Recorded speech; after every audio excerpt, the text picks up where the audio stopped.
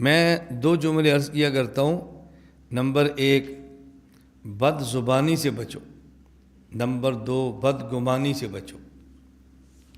Number ایک، بد زبانی سے بچو۔ نمبر دو، بد گمانی سے بچو۔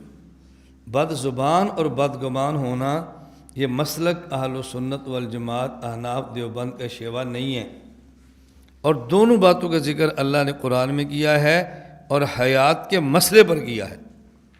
ولا تقولوا، بد زبانی نہ کرنا۔ ولا تقولوا لمن یقتل فی سبیل اللہ اموات، شہید کو اموات کہنا یہ بد زبانی ہے، یہ نہ کرنا۔ بلا تحسبن الذین قتلوا فی سبیل اللہ امواتا، اور شہید کو مردہ سمجھنا یہ بدگمانی ہے، بدگمانی نہ کرنا۔ ایک ہے مردہ کہنا، یہ بد زبانی ہے، اور ایک ہے مردہ سمجھنا، یہ بدگمانی ہے۔ اللہ نے شہید کی حیات کے انکار زبان سے کرنے کو بد زبانی فرمایا ہے، اور دل سے حیات نہ ماننے کو بدگمانی فرمایا ہے۔ اس لیے ہم کہتے ہیں بد زبانی سے بھی بچو اور بدگمانی سے بھی بچو۔ جو قائل حیات ہوگا نہ بد زبان ہوگا نہ بدگمان ہوگا، اور جو حیات کا منکر ہے وہ بد زبان بھی ہوگا اور بدگمان بھی ہوگا۔ یہ جو بات میں کہہ رہا ہوں، اب میری بات کو اپنے ماحول میں تلاش کرو، مدارس میں تلاش کرو، عوام میں تلاش کرو، تلاش کرو۔ آپ کو تلاش کرنے سے بھی ایسا شخص نہیں ملے گا جو حیات النبی کا قائل نہ ہو، حیات النبی کا قائل نہ ہو اور بد زبان نہ ہو، بدگمان ہو۔ تم تلاش کرو، بد زبانی بھی کریں گے، بدگمانی بھی کریں گے۔ کیوں؟ اللہ نے اس مسئلے کو حیات کے ساتھ جوڑا ہے۔ لا تقولوا، دیکھو بد زبانی نہ کرنا، لا تحسبن الذین، بدگمانی نہ کرنا، نہ بد زبان ہونا نہ بدگمان ہونا۔ میں اس لیے اپنے طلباء سے بڑی درد کے ساتھ یہ بات عرض کرتا ہوں، اللہ کے لیے میرے اس درد کو سمجھو۔ بعض لوگ عقیدے کے اعتبار سے ہمارے ہوتے ہیں، رویے کے اعتبار سے ہمارے نہیں ہوتے، نظریات کے اعتبار سے ہمارے ہوتے ہیں، مزاج کے اعتبار سے ہمارے نہیں ہوتے، مسلک کے اعتبار سے ہمارے ہوتے ہیں، منہج کے اعتبار سے ہمارے نہیں ہوتے۔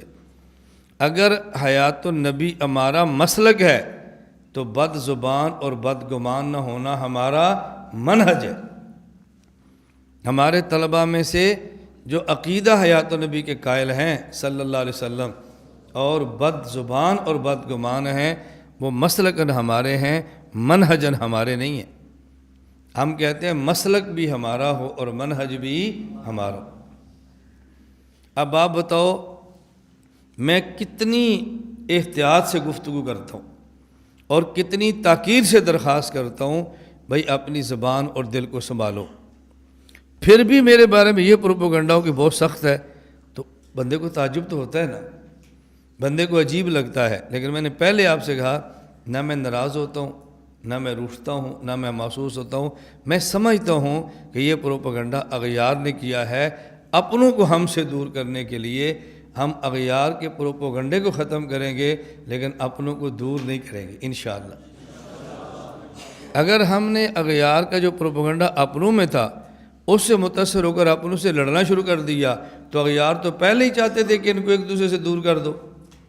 اگر ہم نے دل چھوٹا کر کے لڑنا شروع کر دیا پھر تو واقعتاً دور ہو جائیں گے نا۔ اس لیے برداشت کرو۔